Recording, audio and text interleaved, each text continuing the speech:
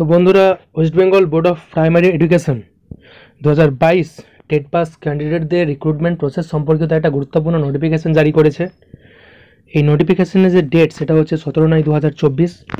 এর মেমো নাম্বারটাও পাশে দেওয়া আছে। তো চলুন দেখে নেওয়া যাক এই নোটিফিকেশনের বিষয়বস্তু কী।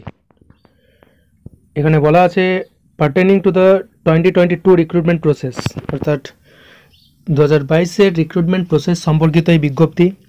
It is hereby notified that West Bengal Board of Primary Education has already sent district-wise panels. অর্থাৎ West Bengal board of primary education কিন্তু ইতিমধ্যেই যে ডিস্ট্রিক্ট ওয়াইজ প্যানেল সেটা কিন্তু কনসার্নড ডিস্ট্রিক্টকে পাঠিয়ে দিয়েছে, যেটা মিডিয়াম ওয়াইজ অ্যান্ড ক্যাটাগরি ওয়াইজে বিভক্ত হয়ে আছে।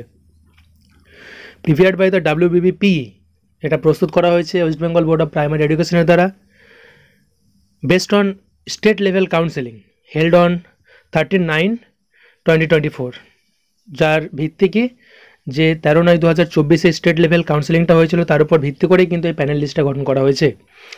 ইন ফার্দারেন্স টু আর নোটিফিকেশন বিয়ারিং নাম্বার, যে মেমো নাম্বার সেটা এখানে দেওয়া আছে এবং তার ডেটও দেওয়া আছে, টু রেসপেক্টিভ ডিস্ট্রিক্ট, অর্থাৎ যে কনসার্ন ডিস্ট্রিক্ট তাকে কিন্তু এই প্যানেল লিস্টটা পাঠিয়ে দেওয়া হয়েছে।